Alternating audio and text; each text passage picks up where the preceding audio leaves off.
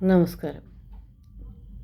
ജയദേവൻ എന്ന് പറഞ്ഞിട്ട് ഒരു പണക്കാരനായിട്ടുള്ള ഒരാളുണ്ടായിരുന്നു. അയാൾ ഒരു ദിവസം ഒരു യാത്ര പുറപ്പെട്ടു. അങ്ങനെ പ്രത്യേകിച്ച് ലക്ഷ്യമൊന്നുമില്ല. കുറേ സ്ഥലങ്ങളിലൂടെ അയാളിങ്ങനെ യാത്ര ചെയ്തു. അങ്ങനെ യാത്ര ചെയ്ത് വിമലപുരം എന്ന് പറഞ്ഞിട്ടുള്ളൊരു രാജ്യത്തെത്തി. ആ രാജ്യത്തെ രാജാവ് ഈ ജയദേവൻ്റെ കൂട്ടുകാരനായിരുന്നു. അപ്പോൾ ആ രാജാവ് ജയദേവനെ വളരെ സ്നേഹത്തോടെ തൻ്റെ കൊട്ടാരത്തിലേക്ക് ക്ഷണിച്ച് കൂട്ടിക്കൊണ്ടുപോയി. അങ്ങനെ കുറച്ച് ദിവസം ആ കൂട്ടുകാരൻ്റെ ഒപ്പം ജയദേവൻ താമസിച്ചു. അങ്ങനെ കുറച്ച് ദിവസമൊക്കെ താമസിച്ച് കഴിഞ്ഞ് അയാൾ യാത്ര പുറപ്പെട്ടു വീണ്ടും പോവാൻ. അപ്പോൾ കൂട്ടുകാരന് ഈ രാജാവ് ഒരു സമ്മാനം കൊടുത്തു. എന്താ സമ്മാനം കൊടുത്തതെന്നറിയോ? ഒരു നല്ല കുതിരയെ കൊടുത്തു. അങ്ങനെ ആ ജയദേവൻ ആ കുതിരപ്പുറത്ത് കയറി അതിൻ്റെ കടിഞ്ഞാണം ഇങ്ങോട്ട് പിടിച്ചു. ആ കടിഞ്ഞാണം ഒന്നിട്ട് പിടിച്ചു വലിച്ചില്ലേ, കുതിര വായു വേഗത്തിൽ ഓടാൻ തുടങ്ങി. അത്രയും വേഗത്തിൽ ഓടിയപ്പോൾ ജയദേവന് പേടിയായി. ജയദേവൻ എന്ത് ചെയ്തു? കൂടുതൽ ആ കടിഞ്ഞാണിൽ മുറുക്കി പിടിച്ചു. ആ കടിഞ്ഞാണിൽ മുറുക്കി വലിച്ചു പിടിക്കണോടുകൂടി എന്ത് ചെയ്തു? കുതിര കൂടുതൽ വേഗത്തിൽ ഓടാൻ തുടങ്ങി. അങ്ങനെ പേടിച്ചരണ്ട് ക്ഷീണിച്ച് അവശനായപ്പോൾ അറിയാതെ ജയദേവൻ്റെ കയ്യിൽ നിന്ന് കടിഞ്ഞാണ് അയഞ്ഞു.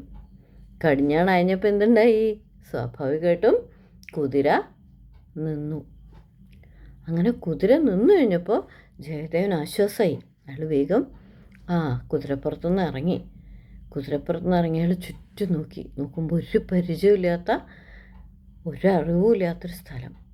ഭയങ്കര ദാഹം. കാരണം പേടിച്ചിട്ടും പരിഭ്രമിച്ചിട്ടും ഒക്കെ പാടെ കൂടിയിട്ടേ ഭയങ്കര ദാഹം. അപ്പോൾ എവിടുന്നാണ് വെള്ളം കിട്ടുകയെന്ന് ആലോചിച്ച് ചുറ്റും നോക്കുമ്പോൾ കുറച്ച് നേരം കഴിഞ്ഞ് നോക്കുമ്പോൾ ഒരു മരക്കൊമ്പത്തുനിന്ന് ഒരു തുള്ളി വെള്ളം വീണു. അയാൾക്ക് ഭയങ്കര ആശ്വാസം തോന്നി. വെള്ളമല്ലേ, അത്രയും ദാഹിച്ചിരിക്കല്ലേ. വേഗം എന്ത് ചെയ്തു? കൈ കുമ്പിളാക്കിയിട്ട് ആ വെള്ളം വീണോടത്തേക്ക് കാണിച്ചു. നോക്കുമ്പോൾ ഇറ്റിറ്റ് വെള്ളം വീഴാൻ തുടങ്ങി. ഏതാണ്ട് കുമ്പിളിൽ നിറച്ച് വെള്ളമായപ്പോൾ അയാൾ കുടിക്കാൻ തുടങ്ങി. നോക്കുമ്പോൾ ഒരു കാക്ക വന്നോഞ്ഞ അയാളുടെ കയ്യുമ്പിലേക്ക് ഒരൊറ്റ കൊത്തങ്ങോട്ട് കൊടുത്തു. ആ വെള്ളമൊക്കെ തെറിച്ചു പോയി. ദാഹിച്ചിട്ട അയാൾ വലഞ്ഞണു. അയാൾക്ക് കാക്കയോട് ദേഷ്യമൊക്കെ വന്നു കേട്ടോ. വീണ്ടും അയാൾ എന്ത് ചെയ്തു? തൻ്റെ കൈ കുമ്പിളാക്കിയിട്ട് ആ വെള്ളത്തിൻ്റെ ചുവട്ടിൽ പിടിച്ചു. മുകളിലേക്ക് നോക്കിയില്ല, എവിടുന്നാ വെള്ളം വരണമെന്നും അയാൾ നോക്കണില്ല കേട്ടോ. കാരണം അത്രയും ആവശ്യമായിരുന്നു അയാൾ. വീണ്ടും രണ്ടാമതും കൈ നിറഞ്ഞപ്പോഴേക്കും ഈ കാക്ക വന്ന് കയ്യുമ്പിലാഞ്ഞു കൊത്തി. അപ്പം അയാൾ എന്ത് ചെയ്തു എന്നറിയോ? തൻ്റെ അരയിലൊരു കാഠാര ഉണ്ടായിരുന്നു. പതുക്കെ ആ കാഠാര എടുത്തു. എന്നിട്ട് ഈ കാക്ക കാണാതെ ആ കയ്യിൽ പിടിച്ചു. ഇത് വെള്ളം നിറഞ്ഞില്ലേ, കാക്ക പാഞ്ഞു വന്നപ്പോൾ ഈ കഠാര എടുത്ത് ഇയാൾ കാക്കയെ ഒരൊറ്റ വെട്ടി. കാക്ക മൃതപ്രായനായിട്ട് മരിക്കാറായിട്ട് വീണപ്പോൾ അയാൾ പതുക്കെ മുകളിലേക്ക് നോക്കുമ്പോൾ എന്താ അറിയോ? അത്യുഗ്ര വിഷമുള്ളൊരു പാമ്പ് ആ മരത്തിൻ്റെ മുകളിൽ ചത്ത് കിടക്കണം. അതിൻ്റെ വായെന്ന് വീണ വിഷം നിറഞ്ഞ വെള്ളമാണ് ഇറ്റിറ്റ് വീണുകൊണ്ടിരുന്നത്. അതാണ് അയാൾ കുടിക്കാൻ പുറപ്പെട്ടത്. അത് കണ്ടപ്പോൾ അയാൾക്ക് ഭയങ്കര വിഷമവും സങ്കടവും സന്തോഷവും ഒക്കെ വന്നു. കാരണം തൻ്റെ ജീവൻ രക്ഷിക്കുകയാണ് ആര് ചെയ്തത്? ഈ കാക്ക ചെയ്തത്. അപ്പോൾ ആ കാക്കയെ ഞാൻ എന്താ ചെയ്തേ? തിരിച്ച് കൊല്ലാൻ ശ്രമിച്ചു. അപ്പോൾ വലിയ തെറ്റാണ് ചെയ്തതെന്നുള്ളത് ജയദേവന് തോന്നി. ജയദേവൻ വേഗം ഓടിച്ചെന്ന് ആ കാക്കയെ പതുക്കെ തൻ്റെ കയ്യിലെടുത്തു. അപ്പോൾ ജയദേവന് കുറച്ച് മരുന്നുകളൊക്കെ അറിയാം.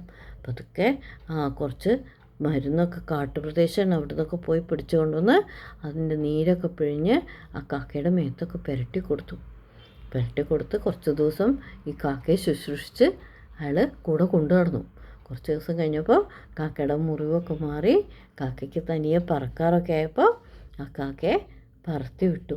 അവർ പിന്നെ നല്ല സന്തോഷത്തോടെ ജയദേവൻ തൻ്റെ നാട്ടിലേക്ക് അന്വേഷിച്ച് തിരിച്ച് പോയി.